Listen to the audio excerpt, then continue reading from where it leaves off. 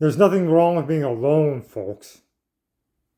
I know the Bible does say it's not good for a man to be alone, but just think about how people can be and how, you know, like I am actually have become my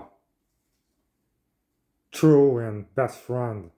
I'm my own self's true and best friend. And like yeah, I do talk to myself because,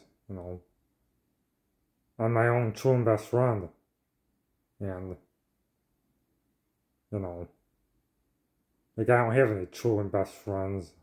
Usually there's no one else around. There's no one else around except my parents, but they're not my true and best friend. And these just leave me alone anyways. Which which I prefer anyways. I mean, I don't mind. They annoy me like crazy.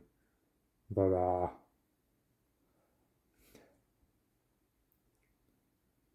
yeah, like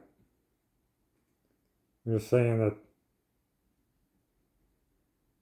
and if you are alone, you ought to know there's nothing wrong with it.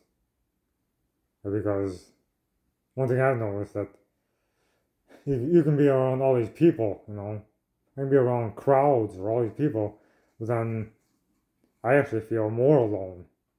I've actually felt more alone sometimes when I was around people, because I feel like I can't really be myself, like I can't really talk to myself and just be myself. Like they'll have a problem with it, or get in trouble, and they're so different than me, and they just don't understand things like that. And I think it's like that for everyone. So like, you can feel more alone when you're around other people than when you're by yourself. So there's definitely nothing wrong with being alone, folks.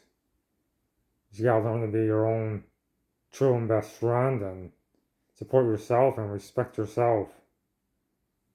And if anybody and if anybody anybody else doesn't respect you, who gives a damn?